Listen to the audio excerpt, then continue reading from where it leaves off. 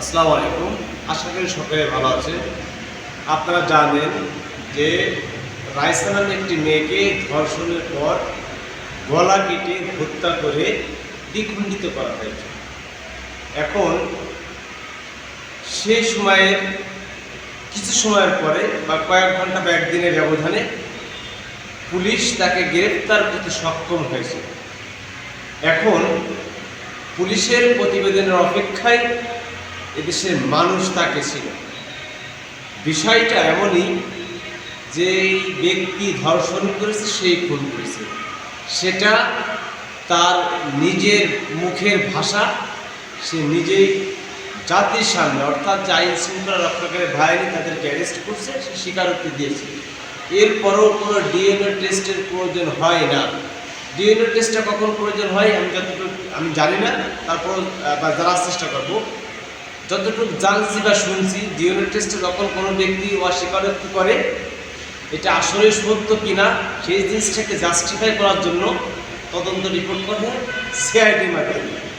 এখন এই যে আসামি, আমরা দেখেছি মাগুরার যে আসিয়া নামক একটি মেয়ের সাথে এরকম ঘটনা ঘটেছিল, সেই বিচার কার্যকর কিন্তু এখনো আমাদের দেশে হয় নাই। এই রাইসা মেয়েটার যে ধর্ষণ হয়েছে, তাকে যে খুন করা হয়েছে, গলা কেটে তাকে দ্বিখণ্ডিত করে বালতির ভিতরে ভিজিয়ে রেখেছে। মানুষ কতটা নির্কুশি এটা আসলে ভাষায় কল্পনা করার মতো না। আমি একজন মেয়ের বাবা, আমার মেয়ের বয়স 3 বছরের কাছাকাছি। আমার মেয়ে তো আমার কাছে নিরাপদ নয়, এই রাষ্ট্রের কাছে নিরাপদ নয়, তাহলে আমরা নিরাপত্তা পাবো কোথায়? শিলং থেকে একজন স্বরাষ্ট্রমন্ত্রী আমাদের দেশে আসছেন, তিনার আইন জটিলতা নিয়ে তিনি খুবই ব্যস্ত থাকেন। এখন এই যে সিআইডির প্রতিবেদন অর্থাৎ ডিএনএ টেস্ট, এটা টেস্টে করা কোনো প্রয়োজন আছে বলে আমি মনে করি না। কারণ সে যখন স্বীকারোক্তি করেছে, সে যখন স্বীকার করেছে, এখন এই দেখেন, আমি আপনাদেরকে দেখাচ্ছি, দেখেন এখানে লেখা আছে রাইসার হত্যার ডিএনএ টেস্টের অপেক্ষায় সরকার, আমাদের স্বরাষ্ট্রমন্ত্রী, স্পষ্ট ভাষা, এটা আপনারা দেখেন। এখন এইটা দেখে যদি আমাদের এই প্রতিবেদন অপেক্ষা করতে হয় যে খুনি সে নিজের মুখে স্বীকারোক্তি দেওয়ার পরও যদি আমাদেরকে তদারকি করতে হয়, এটা আসলে আমাদের জন্য খুবই দুঃখজনক। এই জাতি, আমরা নিরর্থ জাতি, বেহা জাতি। আর যদি কোনো উকিল, যদি উকিল কেউ আসে, উকিলকে ঝাড়ু পিটা করা হবে, এই উকিলকে ঝাড়ু পিটানো করা হবে। যদি আদালত চত্বরে কোনো উকিল তার পক্ষে নিয়ে কথা বলে, ওই উকিলের কত টাকা দরকার এই দেশের জনগণ দেবে? সত্যকে সত্য বলে সামনে আনতে হবে, মিথ্যাকে মিথ্যা বলে সামনে আনতে হবে। আপনি মিথ্যাকে সত্য বানিয়ে দেবেন, সত্যকে মিথ্যা বানিয়ে দেবেন, এটা উকিলদের কাজ, এটা আমরাও জানি। যদি কোনো উকিলের বাচ্চা উকিল আসে, তার কত টাকা লাগে দেশের জনগণ দেবে? ঝাড়ু পিটা করে উকিলকে কোর্ট থেকে বের করে দেওয়া হবে। এই উকিল বাচ্চাদের জন্য, এই জানোয়ারের বাচ্চাদের জন্য, আমি হয়তো মুখ খারাপ করতেছি, তো আমার কেউ যায় আসে না, এই জানোয়ারের বাচ্চাদের জন্য আজকে দেশের কোনো মানুষের সুষ্ঠু তদন্ত করে তাদের কোনো বিচার এখনো পর্যন্ত রাষ্ট্র করতে পারে নাই। আমাদের দেশের নির্বাচনের পরে চেয়ার চেঞ্জ হয়েছে, চেয়ারের যে কার্যক্রম সেটা কিন্তু এখনো চেঞ্জ হয় নাই। অর্থাৎ চেয়ার পরিবর্তন হয়েছে, কিন্তু নীতি ঠিকই রয়েছে, নীতির কোনো পরিবর্তন আমাদের দেশে এখন আসে নাই। বিগত দিনে আসবে কি না আসবে সেজন্য আমরা শঙ্কিত। এখন এই যে মেয়েটা হত্যা করলো বা তাকে ধর্ষণ করলো, আমার কাছে কথা, তারও তো একটা ঘরে মেয়ে থাকতে পারে, তারও তো ঘরে মা বোন থাকতে পারে। 7 বছরের মেয়ে, তার ভিতরে যৌন কোনো চাহিদা আছে, তাকে ধর্ষণ করতে হবে।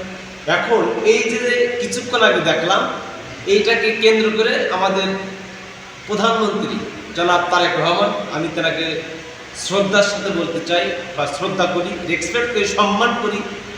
আপনি বিএনপি দেশনেত্রী বেগম খালেদা জিয়ার সন্তান হিসেবে আপনাকে সাধুবাদ জানাই।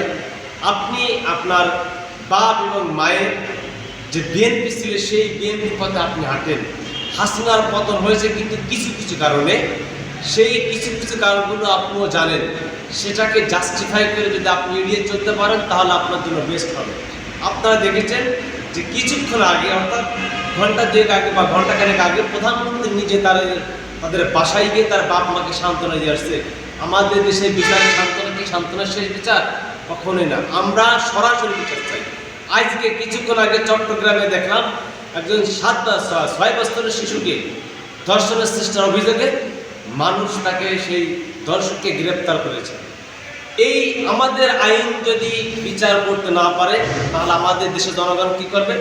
আমাদের দেশের জনগণ আইন নিজের হাতে তুলে নিতে বাধ্য হবে। কারণ আমি যদি পুলিশের দ্বারস্থ হই, কোর্টের দ্বারস্থ হই, আমাদের কোনো বিচার হবে না। কারণ যদি আমাদের বিচার না হয় তাহলে তো আমরা তো বিচার পাওয়ার যোগ্য, যেহেতু আমরা দেশের নাগরিকত্ব তো আমাদের আছে, আমার ভোটার আইডি কার্ড আছে, আমার জন্ম নিবন্ধন কার্ড আছে, এ দেশে আমার জন্ম, তাহলে অবশ্যই আমি বিচার পেতে পারি বা আমি পাবো, এটা আমার অধিকার, নাগরিকত্ব অধিকার। সেটাকে নিয়ে আপনার কখনোই কেউ ছিন্নমূল করার চেষ্টা করবেন না। বাইদে ভাই আরেকটা কথা বলি, এই যে ধর্ষক, এই ধর্ষকের আগামী 24 ঘন্টার মধ্যে বিচার করতে হবে। স্বরাষ্ট্রমন্ত্রী তিনি বলেছেন ডিএনএ টেস্টের রিপোর্ট আসতে 48 ঘন্টা সময় লাগে। আমি আবারও বলছি, স্বরাষ্ট্রমন্ত্রী বলেছেন ডিএনএ টেস্ট আসতে 48 ঘন্টা সময় লাগবে। এখন 48 ঘন্টা সময়টা কেন লাগবে? কারণ সেটাকে সত্য মিথ্যে রূপান্তরিত মেকানিজম আছে, যেরকম ইঞ্জিনিয়ারিং একটা সিস্টেম আছে, সত্যকে মিথ্যা বানানো, মিথ্যাকে সত্য বানানো, এরকম একটা যদি সিস্টেম কলচার হয়ে থাকে এই দেশের জনগণ আপনাদেরকে কখনোই ক্ষমা করবে না। আপনারা দেখেছেন অন্তর্বর্তীকালীন সরকারের যে স্বরাষ্ট্র উপদেষ্টা ছিল, ওনার আমলে কিছু কিছু ঘটনা ঘটেছে, সেটা নিয়ে তার বাড়ি ঘেরাও, তার অফিস ঘেরাও। এখন পর্যন্ত আপনারা দেখেছেন কোনো দল বা কোনো ছাত্র সংগঠন বা কোনো মানে শক্তিশালী কোনো সংগঠন স্বরাষ্ট্রমন্ত্রীর বিরুদ্ধে কোনো কথা বলছে? বলে নাই। কেন বলে নাই? কারণ তারা ক্ষমতার লোভী আছে। যদি আমি তাদের বিরুদ্ধে কথা বলি হয়তো আমি থাকবো, আমাকে খুন করা হবে, আমাকে খুন করা হবে, বা আমার বাড়ির মানুষকে ভয়ভীতি করা হবে, বা আমাকে প্রসারিত করা, বা আমাকে নিয়ে গেল, এই ভয়ে আমরা কোনো কথা বলি না। ভাই দাবে আমাদের এই যে চৌকাঠটা আছে, এই চৌকাঠটাকে ভালো রাখতে হবে, মজবুত চৌকাঠটা দিয়ে ঘর তৈরি করতে হবে, তাহলে আমার এই ঘরের চৌকাঠটা সঠিকভাবে থাকবে। আজই আমরা যে সিস্টেমের ভিতর পড়ে আছি, এই সিস্টেম থেকে আমাদের বেরিয়ে আসতে হবে। আমরা কোন দেশে যে বসবাস করছি এটা আসলে আমরা নিজেরা জানি না। আমরা আছি 71 সালে কে করেছে, কে রাজাকার, কে মৌলবাদ, 71 সালের সংবিধান নিয়ে আমরা ব্যস্ত আছি। অথচ আমাদের দেশে প্রতিনিয়ত বা প্রতিদিন এরকমের অহরহ ঘটনা ঘটছে, সেটা সরকার কোনো পদক্ষেপ দেয় নাই। এখন সরকার যে তাদেরকে কি বললেন, আশ্বাস তো করেছে বাসস্থানের ব্যবস্থা করবেন, আশ্বাস দিয়েছেন স্বরাষ্ট্রমন্ত্রী, তিনি বলেছেন, তিনার ব্রিফিং আমি শুনলাম। এখন আমাদের দেশে যদি এরকম চলতে থাকে এই দেশ ধ্বংস হতে বেশি সময় লাগবে না। আসুন আমরা সবাই মিলে দেশকে ভালোবাসি, দেশের সাথে, মানুষের সাথে, কল্যাণের সাথে ঝাঁপিয়ে পড়ি। ভালো থাকবেন, আল্লাহ হাফেজ।